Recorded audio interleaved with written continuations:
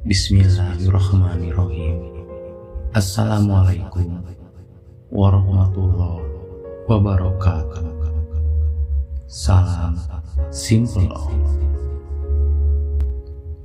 Bukanlah orang arif, orang yang memperoleh isyarat lalu merasakan Allah Subhanahu wa Ta'ala lebih dekat dari isyaratnya.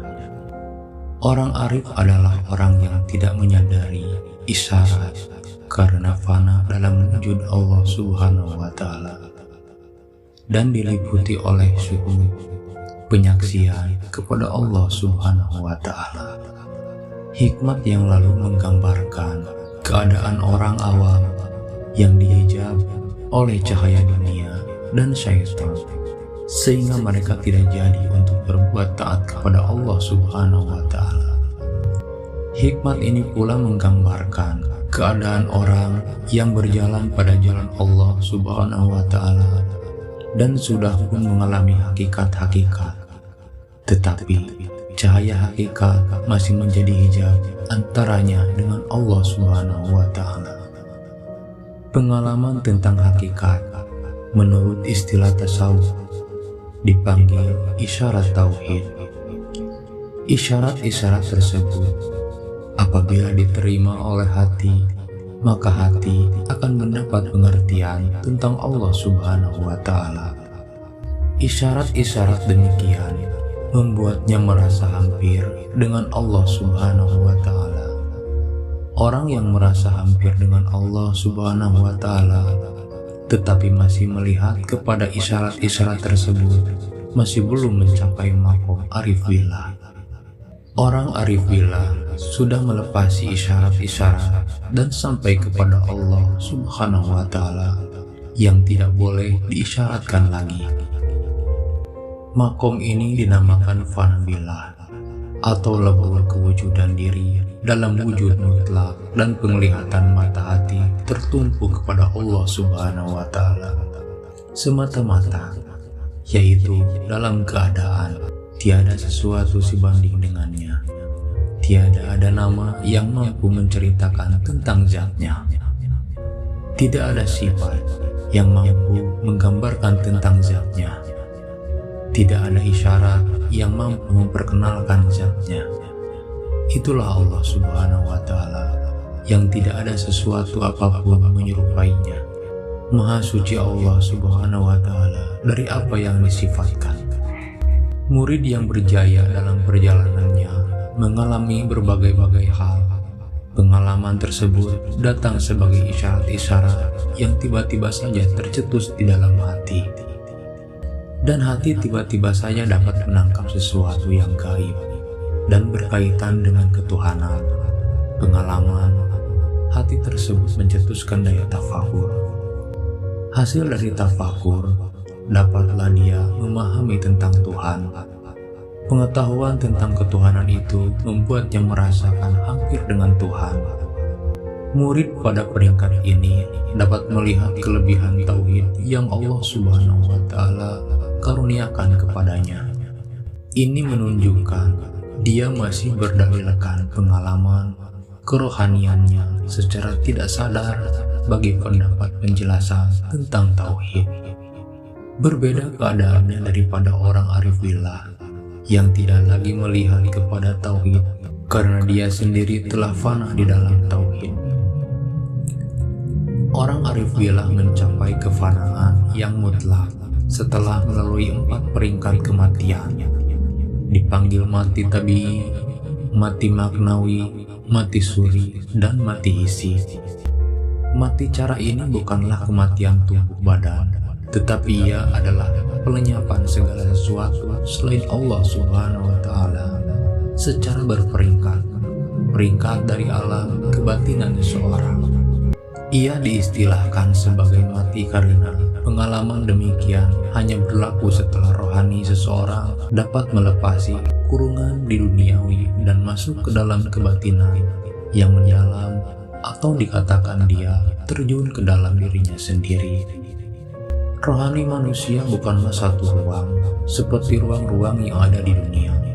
Rohani adalah latifah rabbaniyah, perkara gaib yang sangat seni dan dinisbahkan kepada Allah Subhanahu wa Ta'ala. Hanya Allah Subhanahu wa Ta'ala mengetahui hakikatnya. Rohani boleh dihalusi kepada beberapa peringkat.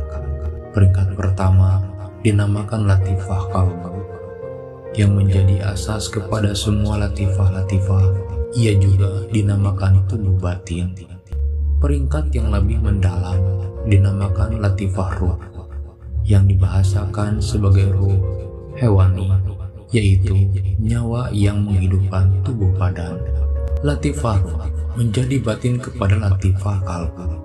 Batin kepada latifah ruh pula dinamakan latifah syir, yang dibahasakan sebagai ruh insani, yang membekalkan bakat kehidupan kepada roh hewani dan seterusnya menghidupkan jasad. Batin kepada latifah sir dinamakan latifah khofi, dan batin yang paling dalam dinamakan latifah akhfa. Bila terbuka medan latifah kalbu, hati merasakan mati tabi'i. Kematian cara ini membuat pikiran tidak aktif. Hati mendapat keasyikan tentang alam gaib, dan dalam keasyikan itu pendengaran jahir tidak memberi kesan kepada hati dan pikiran. Dia tidak mendengar apa-apa lagi kecuali suara hatinya yang menyebut Allah, Allah, Allah. Kemudian tanpa dipaksa-paksa, lidahnya menyebut Allah, Allah, Allah. Setiap kali dia menyebut Allah, hatinya merasakan seolah-olah Allah menjawab seruannya itu. Pada peringkat ini kesadaran diri lenyap dalam perlakuan Allah Subhanahu wa Ta'ala. Pemikiran, perasaan, dan keinginan tidak berfungsi lagi. Semua perkara terhapus. Yang ada nur iman dan tauhid. Hatinya menghayati tiada yang berbuat sesuatu melainkan Allah Subhanahu wa Ta'ala.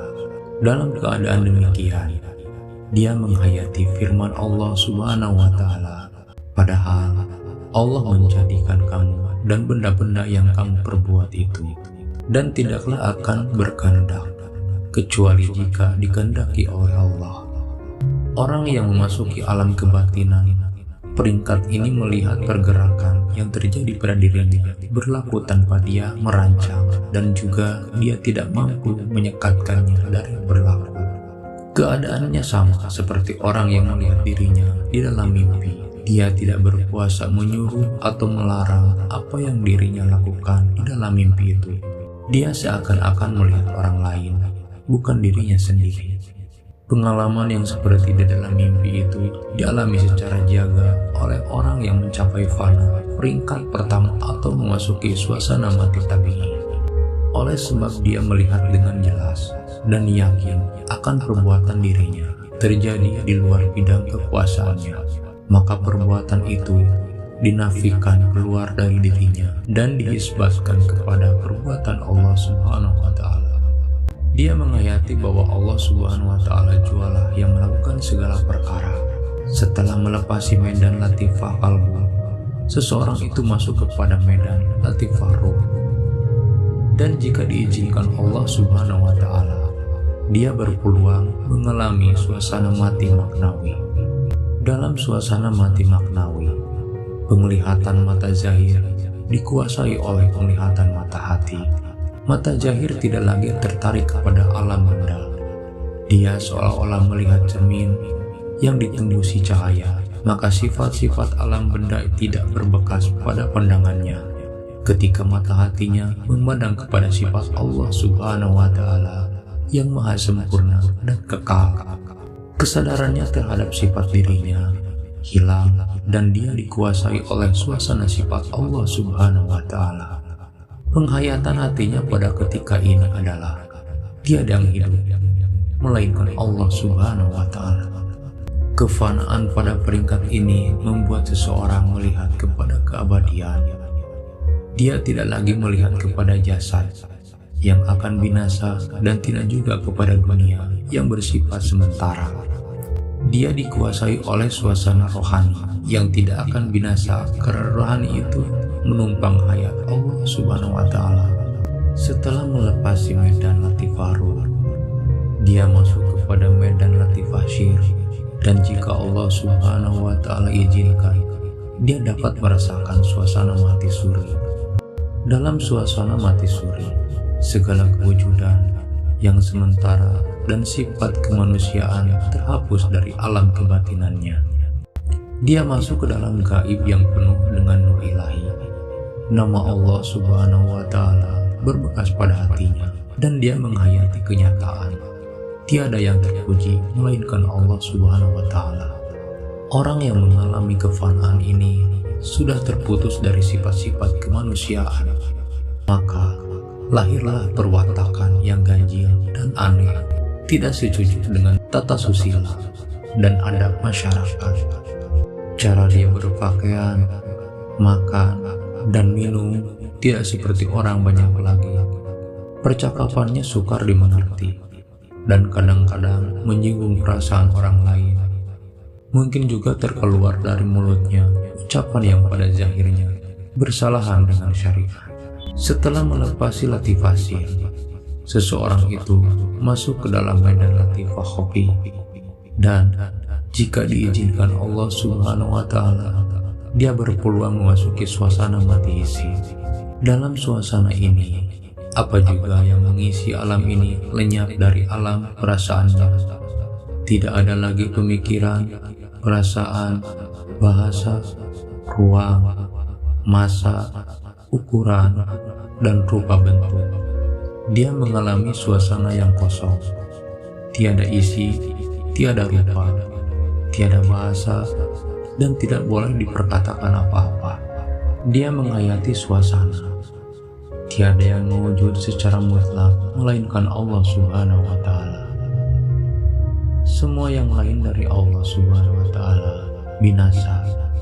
Wujud Allah Subhanahu wa Ta'ala yang tidak binasa, keadaan kerohanian pada peringkat ini adalah yang kosong dari makhluk.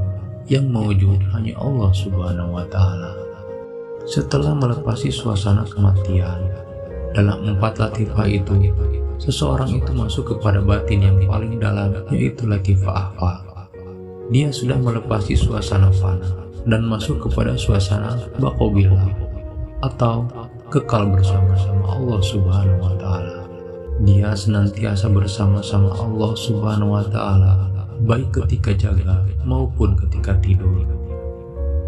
Segala gerak-geriknya merupakan ibadah. Mata hatinya senantiasa memandang kepada Allah Subhanahu wa Ta'ala.